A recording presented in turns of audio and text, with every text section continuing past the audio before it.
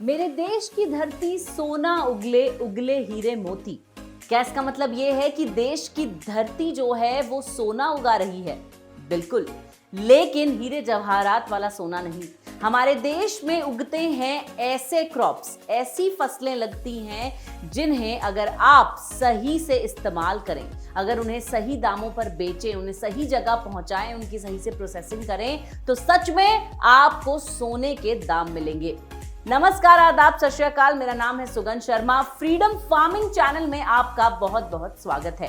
मेरे जितने भी किसान भाई इस चैनल को देख रहे हैं या जितने भी ऐसे लोग इस चैनल को देख रहे हैं जिन्हें खेती बाड़ी में रुचि है, सबसे पहले तो मैं आपसे कहना चाहूंगी कि इस चैनल को सब्सक्राइब जरूर करें, क्योंकि फ्रीडम फार्मिंग पे हम आपके लिए हर दिन लेके आते हैं एक नया वीडियो जो जुड़ा होता है कृषि यानी कि खेती बाड़ी से। आज इस वीडियो में हम बात करने वाले हैं कौन से ऐसे बेहतरीन 10 क्रॉप्स हैं जो अगर आप महाराष्ट्र में उगाते हैं तो आपको प्रॉफिट ही प्रॉफिट होगा। इस वीडियो के माध्यम से उन लोगों को तो फायदा पहुंचेगा ही जो महाराष्ट्र में कोई ना कोई खेती बाड़ी करने की सोच रहे हैं, लेकिन साथ साथ ऐसे कुछ लोग जो एग्रीकल्चर या कृषि से जुड़ा हुआ कोई बिजनेस महाराष्ट्र की स्टेट में करना चाहते हैं, उनके लिए ये वीडियो बेहद जरूरी है ताकि उन्हें पता चले कि उन्हें किस चीज का बिजनेस करना चाहिए। तो चलिए शुरू करते हैं।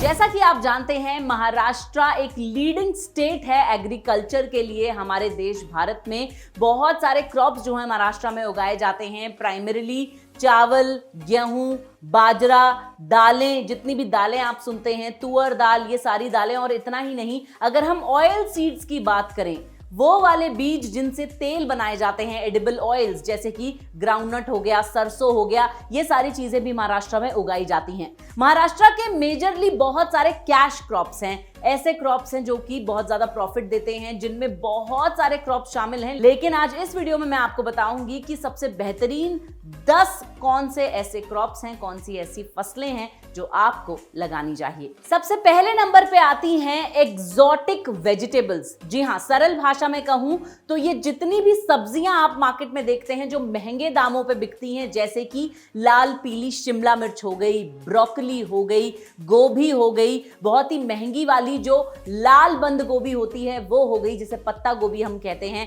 साथ साथ एग्जॉटिक टमाटर हो गए, जो छोटे वाले टमाटर होते हैं, बड़े वाले टमाटर। अगर आप ज़ुकीनी देखेंगे तो वो हो गई। जितनी भी एग्जॉटिक वेजिटेबल्स हैं, अगर ये आप महाराष्ट्र में उगाते हैं तो आपको प्रॉफिट ही प्रॉफिट होगा। अगर आप आंकड़ों में जानना चाहते हैं तो मैं आपको बता दूं कि प्रति एकड़ 5 से 10 लाख रुपए आप कमा सकते हैं अगर आप ये वाली सब्जियां महाराष्ट्र में उगाते हैं। और जैसा कि आप जानते हैं, महाराष्ट्र एक एग्रीकल्चर के मामले में रिच स्टेट है, इसीलिए बहुत सारे किसान आजकल वहां नई नई तकनीकों का इस्तेमाल कर रहे हैं। ग्रीन हाउस हो गया, पॉली हाउस हो गया, इनमें अगर आप सब्जियां उगाते हैं, नई एग्रीकल्चरल टेक्निक्स अगर आप यूज करते हैं तो आपको बहुत ज्यादा फायदा पहुंचेगा। अगर आप भी एक किसान हैं और सोच रहे हैं कि न्यू एग्रीकल्चरल आइडियाज आपको कैसे मिलेंगे, तो इस वीडियो के डिस्क्रिप्शन में जो लिंक है उससे आप फ्रीडम ऐप डाउनलोड कर सकते हैं। हमारे फ्रीडम ऐप पे हम आपको बहुत सारे नए आइडियाज देते हैं, किस तरह से आप जो है लाल पीली शिमला मिर्च की खेती कर सकते हैं, नई एग्रीकल्चरल टेक्निक्स कौन सी आप अपना सकते हैं। हमारे ऐप पे इसके लिए एक कोर्स भी है और वहां पर आपको जान के खुशी होगी कि महाराष्ट्र के ही रहने वाले एक किसान जो हैं वो सिखा रहे हैं कि कैसे लाल पीली शिमला मिर्च को उगाया जाता है। वो एक इंजीनियर थे, लेकिन उन्हें इस खेती में इतना प्रॉफिट नजर आया कि अब वो एग्जॉटिक वेजिटेबल्स उगाते हैं महाराष्ट्र में और उन्हें बेचते हैं, और हर साल करोड़ों का टर्नओवर है उनका। तो कौन कहता है कि किसानी या खेती में जो है पैसे नहीं है? तो अगर आप महाराष्ट्र में रहते हैं, एग्जॉटिक वेजिटेबल्स उगाइए। दूसरे नंबर पे आते हैं अमरूद। जी हाँ, मैं आपको बता दूं कि महाराष्ट्र में उगाए हुए अमरूद जो हैं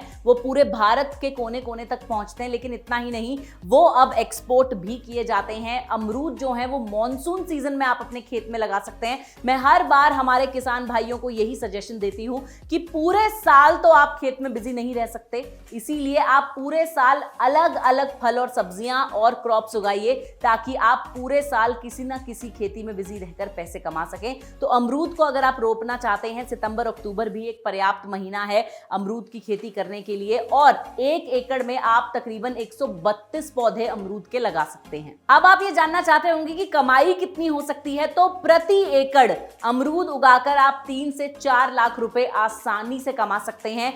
कम पानी अगर अवेलेबल है आपके क्षेत्र में, कम पानी है और गर्मी बहुत ज्यादा है, तो भी अमरूद जो है वो उगाया जा सकता है।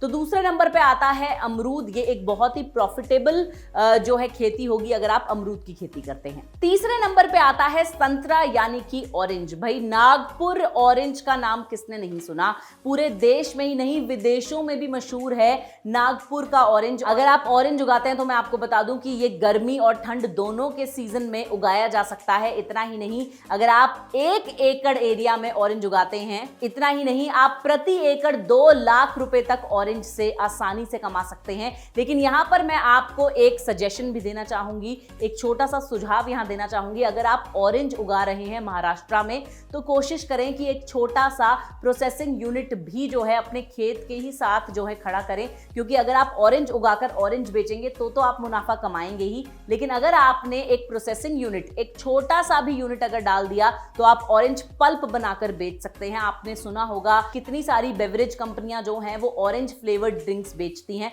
तो ऑरेंज जूस, ऑरेंज पल्प, ये सब भी जो है आप बड़ी बड़ी कंपनीज को बेच सकते हैं, या फिर अपना खुद का ब्रांड बनाकर इन्हें जो है बेच सकते हैं। वही बात जो मैं हमेशा कहती हूं, फ्रीडम ऐप डाउनलोड कीजिए, नए नए आइडियाज आपको मिलेंगे किस तरह से कृषि से जुड़े हुए बिजनेस भी आप कर सकते हैं। साथ ही ये भी मैं आपको बता दूं कि ऑरेंज जो है वो ग्राउंड वाटर यानी जो जमीन का जल है उससे तो उगाया ही जा सकता है, साथ साथ जो रेन वाटर है उसे अगर आप हार्वेस्ट करते हैं तो भी आप आसानी से संतरा उगाने के लिए पानी का इंतजाम कर सकते हैं। चौथे नंबर पे आता है मेरा फेवरेट आंवला। आंवले की खेती के बारे में इससे पहले कि मैं बात करूं, मैं आपको बता दूं कि एक आंवला अगर आप रोज खाते हैं तो आपको 20 संतरों जितना कैल्शियम मिलता है। तो अब आप खुद ही समझ चुके होंगे कि आंवला कितना जरूरी है हमारी सेहत के लिए। आयुर्वेदा के हिसाब से आंवला एक सुपर फूड है, इसीलिए भारत में हर कोई आंवले का सेवन करना चाहता है और करता भी है। आंवले के पौधे की अगर बात करें तो कम पानी में उगने वाला पौधा है ये। जी हाँ, तो अगर ऐसे क्षेत्र में आप रहते हैं जहां पानी ज्यादा अवेलेबल नहीं है, वहां पर आप आंवले की खेती कर सकते हैं। सितंबर और अक्टूबर जो है वो उपयुक्त महीना है आंवले की खेती करने के लिए, और 1 एकड़ में आप आंवले के 200 पौधे तक उगा सकते हैं। अगर मैं कमाई की बात करूं, 1 एकड़ से तकरीबन 2 से 4 लाख रुपए इजीली आप आंवले से कमा सकते हैं। तो ये एक काफी प्रॉफिटेबल क्रॉप है महाराष्ट्र स्टेट के लिए। 5वें नंबर पे आता है शुगर केन यानी कि गन्ना।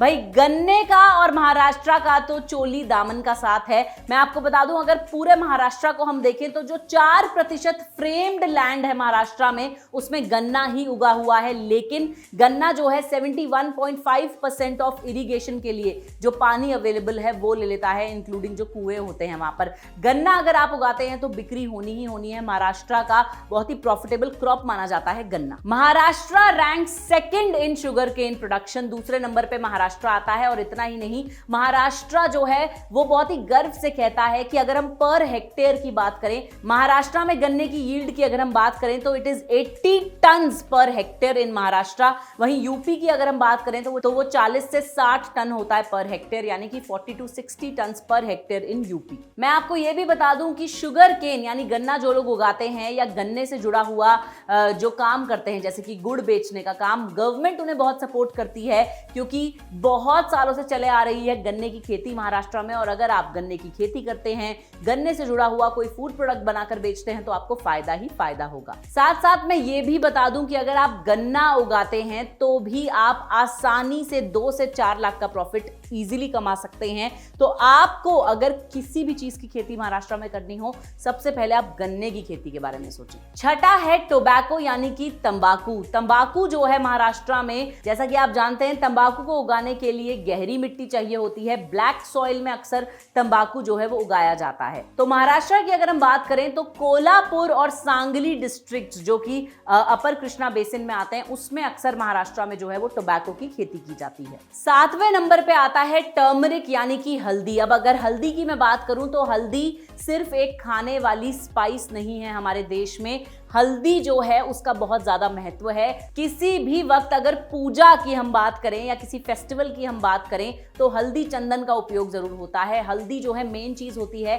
शादियां, वेडिंग्स की अगर हम बात करें तो आपको पता है शादियों में तो भारत में एक पूरी की पूरी हल्दी सेरेमनी होती है जिसमें दुल्हन या दूल्हे पे जो है उबटन लगाया जाता है जिसमें हल्दी जरूर मिलाई जाती है। और अक्सर हमारे यहाँ ये भी कहा जाता है किसी की अगर शादी हो रही हो कि इसका हल्दी चंदन जो है वो कर दिया गया है, शादी जो है वो फिक्स कर दी गई है। तो हल्दी का बहुत महत्व है भारत में। खाने में इस्तेमाल होती है, पूजा में इस्तेमाल होती है, शादियों में इस्तेमाल होती है, मेडिसिनल भी होती है हल्दी, यानी कि दवाई में भी इसका इस्तेमाल किया जाता है आयुर्वेदिक मेडिसिन में।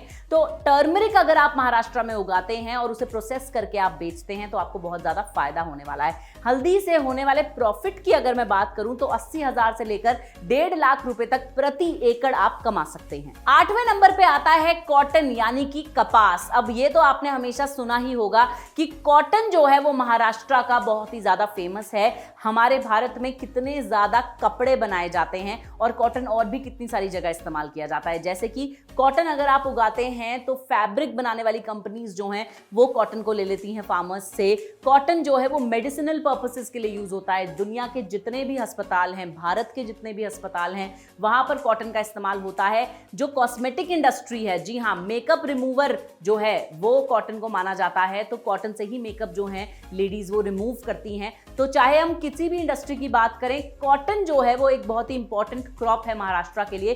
कॉटन अगर आप उगाते हैं और प्रॉफिट अगर आप समझना चाहते हैं तो 75,000 रुपए से लेकर 1.5 लाख रुपए तक प्रति एकड़ आप कमा सकते हैं कॉटन की यानी कि कपास की खेती करके। प्रॉफिट की अगर हम बात करें तो 50,000 रुपए से लेकर 75,000 तक यानी कि 50,000 to 75,000 आप कमा सकते हैं प्रति एकड़, पर एकड़ अगर आप कपास की खेती करते हैं। 9वें नंबर पे आता है मैंगो यानी कि आम। आपने अल्फांसो आम का नाम तो सुना ही होगा।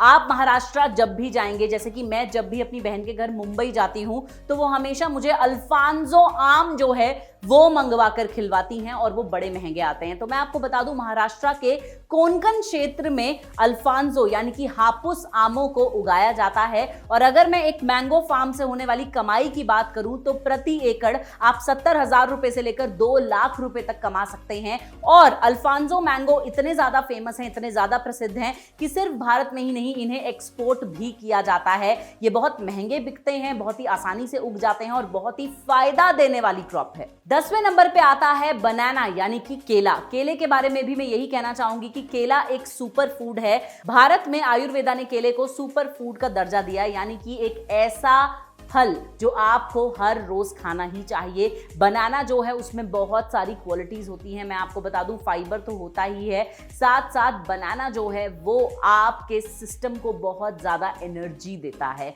बनाना एक सब्सिडी क्रॉप भी है महाराष्ट्र का। महाराष्ट्र गवर्नमेंट 70,000 रुपए प्रति एकड़ सब्सिडी आपको देती है अगर आप केला उगाते हैं, क्योंकि वो ग्रीन कवर जो है वो किसी भी स्टेट का बढ़ाता है। अगर एवरेज पर एकड़ यील्ड की बात करें तो बनाना जो है पर एकड़ 35 से 40 टन की जो है यील्ड देता है। और अगर हम ये भी मान ले कि मिनिमम 8 रुपए पर किलो जो है आपका बनाना बिक ही रहा है, तो भी प्रॉफिट की अगर हम बात करें तो आप 1 एकड़ में 80,000 से 1 लाख रुपए तक का मुनाफा कमा सकते हैं अगर आप केला उगाते हैं तो। लेकिन हमेशा की तरह मैं यही सजेस्ट करना चाहूंगी कि आप अपने फार्म को बहुत ही इंटेलिजेंटली प्लान करें, बहुत ही सूझबूझ के साथ अपने खेत का एक प्लान बनाएं। जैसे जब आप अपना घर बनवाते हैं तो आर्किटेक्ट से एक नक्शा बनवाते हैं ना घर का, उसी तरह से अपने खेत को भी अच्छे से प्लान करें और एक ही खेत में 4 से 5 जो है चीजें वो आप उगाएं। इंटीग्रेटेड फार्मिंग आप कर सकते हैं, मल्टी लेयर फार्मिंग आप कर सकते हैं, नई नई तकनीकें जो है फार्मिंग की वो आप अपना सकते हैं। वो तकनीकें सीखने के लिए, जानने के लिए